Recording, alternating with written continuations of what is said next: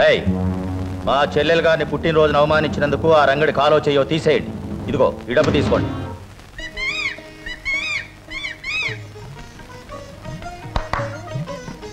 వస్తున్నా లక్ష్మి. ఏమిటి గులాబ్ మొక్కను తీసుకొచ్చావు? ఓహో, తెల్ల గులాబ్ అంట.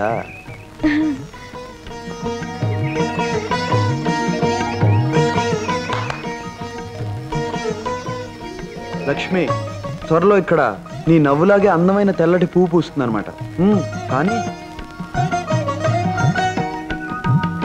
లక్ష్మి, అక్కడ నువ్వు నాటే మొక్క పువ్వు పూచే నాటికి మన ప్రేమ ఫలించి పెద్దలు దీవించి మన పెళ్లి జరిగిపోవాలి.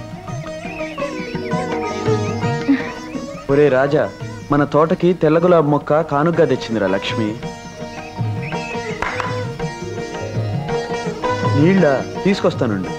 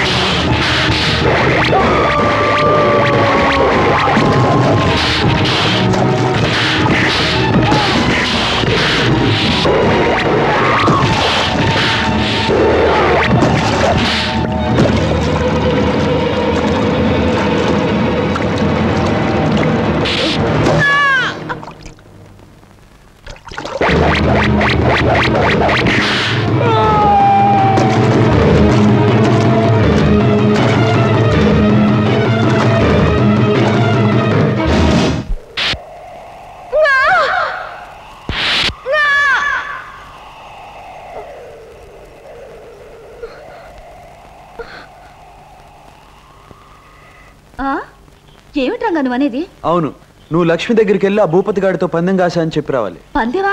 ఏమని?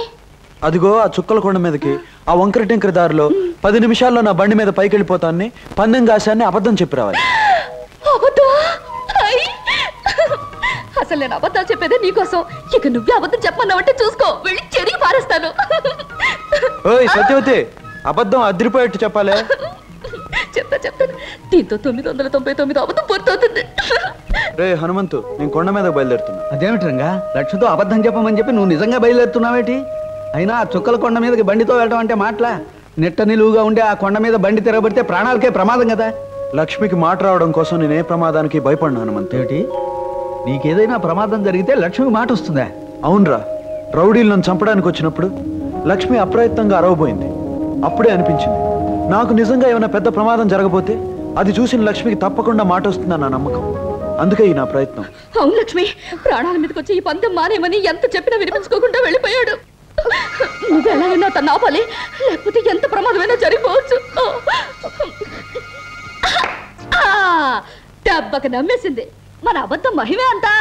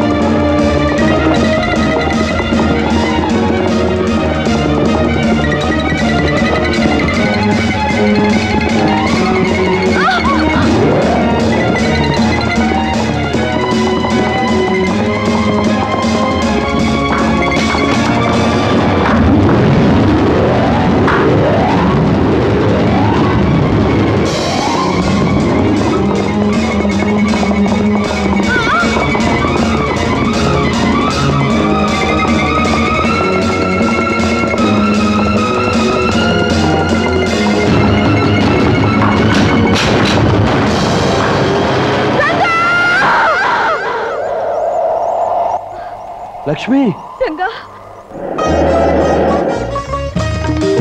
లక్ష్మి, నీకు మాట వచ్చింది లక్ష్మి. నాకు మాట వచ్చింది. నేను మాట్లాడగలుగుతున్నాను రంగా. నా ఆశ నెరవేరింది లక్ష్మి. నిద్రపోయిన నీ గొంతు మేల్కోవాలని, ఆ మేల్కొలుపులోంచి వచ్చే పిలుపు నా గుండెలో మారుమ్రోగాలని నేను కన్న కల నిజమైంది లక్ష్మి. రంగా అని నువ్వు పిలిచే పిలుపు బంధమై అనుబంధమై శాశ్వతంగా మన కలిపేసింది లక్ష్మి, కలిపేసింది. రంగా, నీ మీద నా గుండెలో ఉన్న కొండంత ప్రేమని మళ్ళీ మళ్ళీ నీకు చెప్పడానికి నాకు మాట వచ్చింది రంగా. రంగడంటే నాకు ఇష్టమని చెట్టుతోనూ చేవతోనూ నీటితోనూ నేలతోనూ పిలిచి పిలిచి హరిచేర్చి చెప్పడానికి నాకు మాట వచ్చింది రంగా. మన మధ్య గల ప్రేమానుబంధం మూడు ముళ్ళ బంధమై జన్మ జన్మలకి మనల్ని కలిపి ఉంచుతుందని లోకానికి చెప్పడానికి నాకు మాట వచ్చింది రంగా. నాకు మాట వచ్చింది.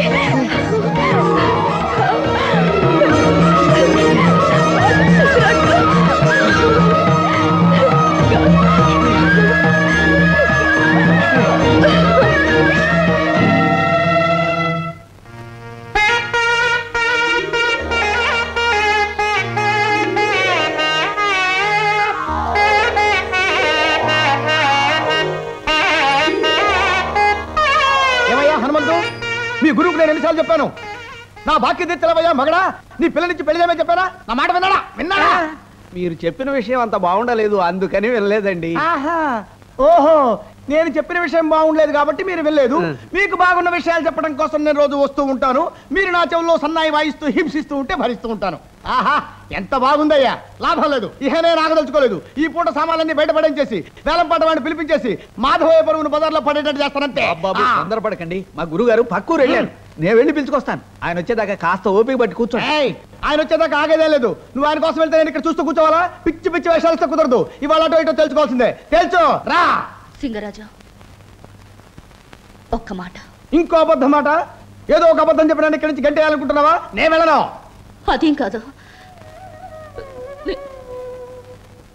నేను నిన్ను పెళ్లి చేసుకోవాలనుకుంటున్నాను. అమ్మా, నువ్వు చెప్పేది నిజమా అబద్ధమా? నిజమే సింగరాజు. నా పెళ్లి కొన్ని సమస్యలకు పరిష్కారం కలిగిస్తుంది, కొన్ని కథలకు ముగింపు పలుకుతుంది. అందుకే పక్కూరెళ్ళిన మా నాన్నగారు తిరిగి వచ్చేలోగా మన పెళ్లి జరిగిపోవాలి. పరాయి మనిషికి తెలియకుండా ఈ పెళ్లి జరిగిపోవాలి. వెంటనే వెళ్ళి ఊరి చివరున్న గుళ్ళో మన పెళ్లికి ఏర్పాట్లు చేయి. పెళ్లి సింగరాజు. ఇదేమిటి, నిజమేనా? అదెంత పని, క్షణంలో చేసేస్తా.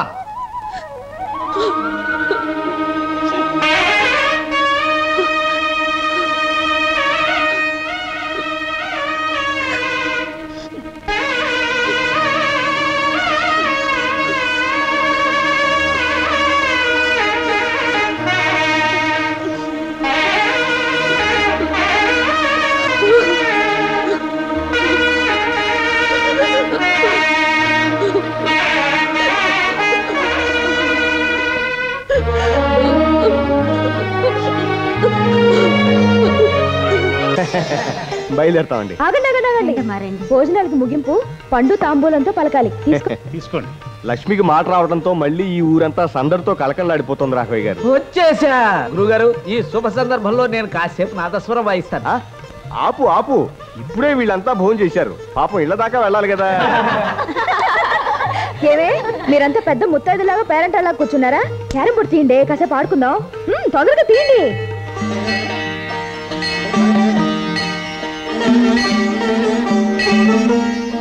స్వామి, నీ దయ వల్ల లక్ష్మికి మళ్ళీ మాట వస్తే నీ గోపురానికి ఒక కొత్త గంట కట్టి భూమి ఆకాశం మారుమోగేటట్టుగా 101 సార్లు మోగిస్తాను.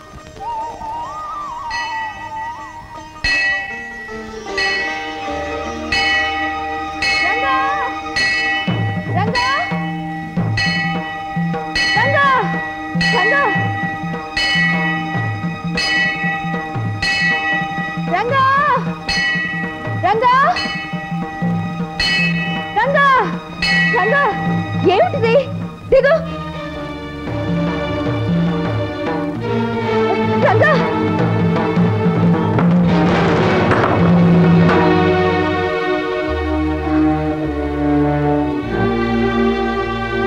రంగా, ఏమిటి మొండి సాహసం నువ్వును? కాలు జారుంటే ఎంత ప్రమాదం జరుగుండేది. ప్రమాదానికి భయపడి నీ గొంతు రావడం కోసం నా మొక్కు తీర్చుకోవద్దంటావా? తీర్చుకోవాలి బాబు, తీర్చుకోవాలి. ఎందుకంటే నీ పూజలు, నీ మొక్కుబడులు, నీ తపన, నీ తాపత్రయమే ఈనాడు మా లక్ష్మికి మాట రావడానికి కారణం. ప్రాణాలకు కూడా తెగించి నువ్వు చేసిన సాహసానికి ఫలితమే బాబు ఈనాటి మా లక్ష్మి నోటి మాట. ఏం చేసినా నీ రుణం తీర్చుకునేది కాదు బాబు. అయినా నువ్వు చేసిన ఈ సహాయానికి ఒక కన్న తండ్రిగా ఏదైనా కానుక ఇవ్వాలనుకుంటున్నాను. ఏం కావాలో అడుగు. మా ప్రేమను మీరు మనసారా దీవిస్తే అంతే చాలు. అంటే నువ్వు లక్ష్మి చేతిని అందుకోవడానికి అనుమతి అడగాలనుకుంటున్నావు, అవునా? కానీ జరిగే పని కాదు.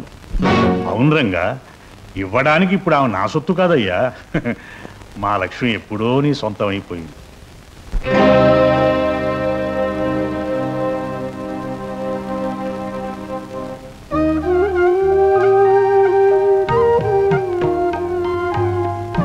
ఏమ్మా, ఈ విధంగా నీ జీవితం తాకట్టు పెట్టి నన్ను రుణ విముక్తిని చేశావా? అదే మాట నాన్న, కొడుకేనా కూతురేనా నేనే అనేవాడివి కదా. నీకు కొడుకే ఉంటే బాకీ తీర్చవలసిన బాధ్యత తను తీసుకోడంటావా? మాట్లాడింది చాలు, బస్సుకు టైం అవుతుంది. సత్యవతి నువ్వు లోపలికి పెట్టి సర్దుకో, వెళ్ళి వెళ్ళు. ఆలస్యం అయితే బస్సు మన కోసం అవుతుందా? అగదు కదా.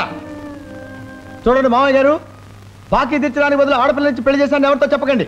దీన్ని చాలా రహస్యంగా ఉంచాలి.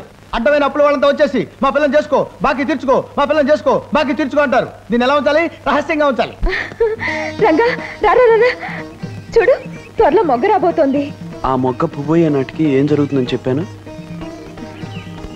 పెద్దల దీవెనతో పెళ్లి జరుగుతుందని చెప్పావు. నాన్నగారు దీవించడం అయిపోయింది.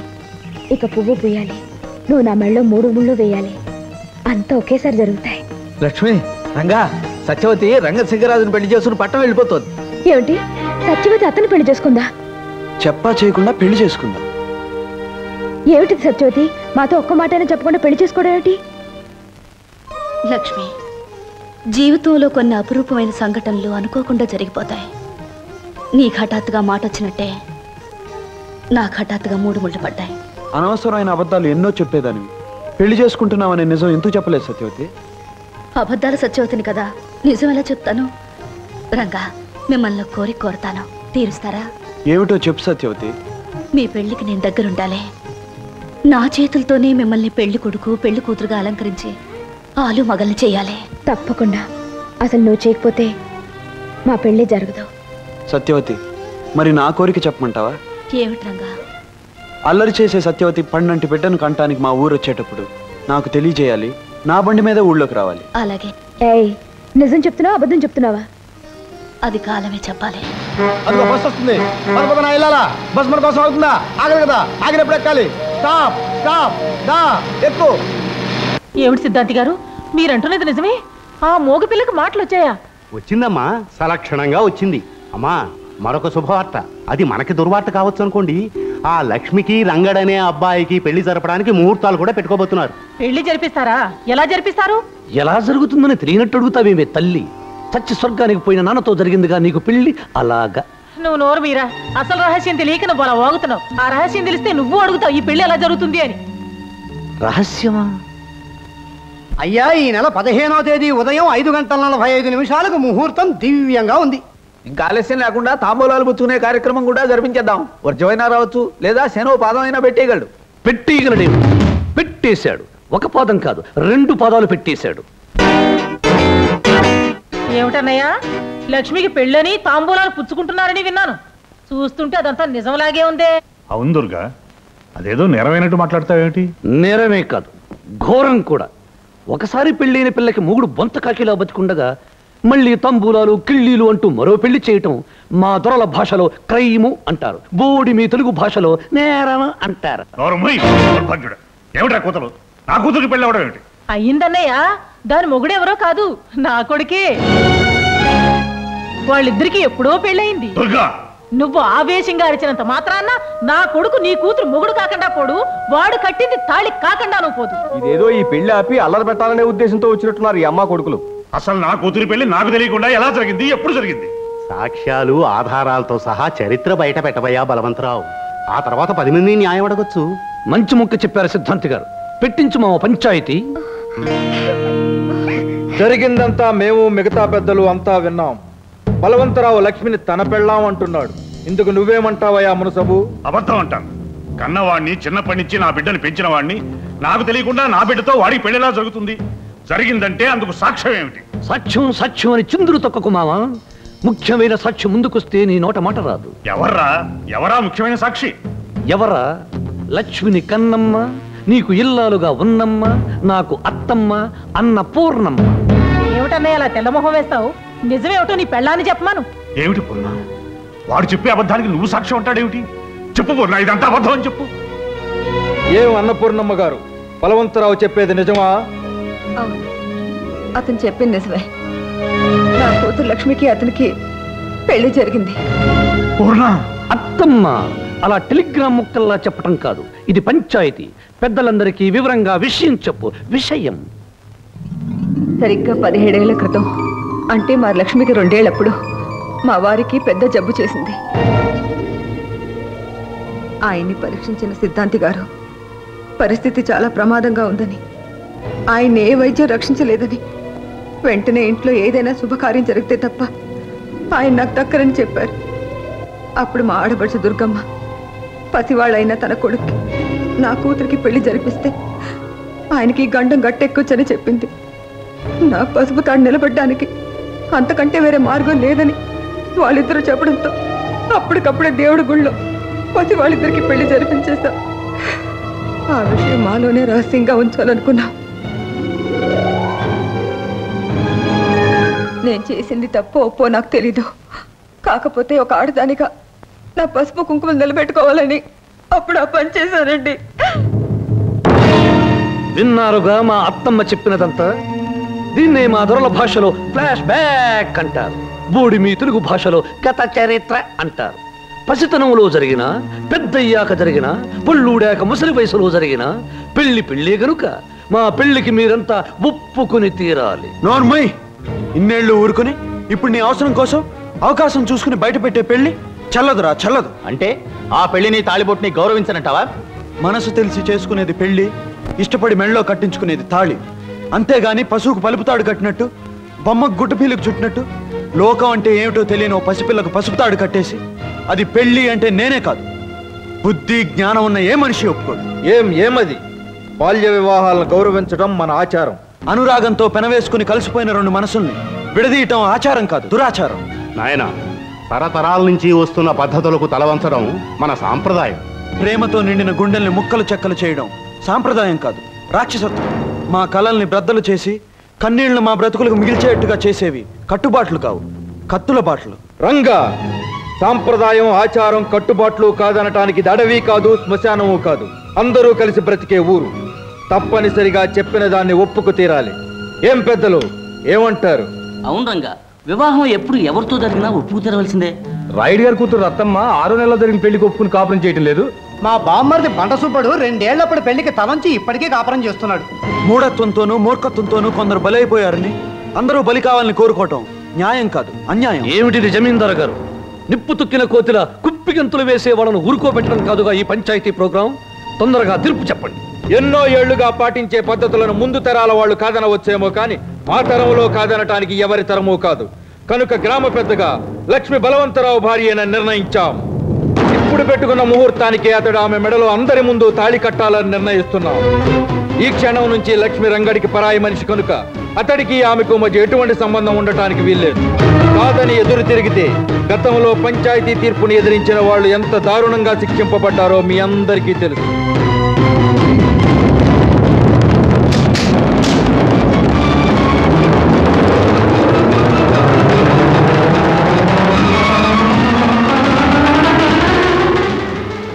మామ, విన్నారుగా? దీన్నే మా దొరల భాషలో ముద్దుగా జడ్జిమెంట్ అంటారు, బోడిమి తెలుగులో తీర్పు అంటారు. అదే ముహూర్తానికి పందిళ్లు వేయించి, పిండి వంటలు చేయించి, మేళ తాళాలు పెట్టించు మావా, నేను కడతాను తాళి. లక్ష్మి నా కన్న కూతురురా. దాని బతుకు విషయంలో లోకమంతా ఏకమై తీర్పిచ్చిన నేను ఒప్పుకోనరా. కళ్ళల్లో పెట్టుకుని పెంచుకున్న నా కన్న కూతురు నీలాంటి నీచుడికి ఇల్లాలు అనిపించుకోవడం కంటే భర్త పోయిన దురదృష్టవంతురాలు అనిపించుకోవడం మంచిదిరా. అందుకేరా ఇలాంటి రాక్షసుడి చేతిలో దాని బతుకు నాశనం కాకుండా కాపాడుకుంటాను. నేను నరికేస్తాను రా, నరికేస్తాను.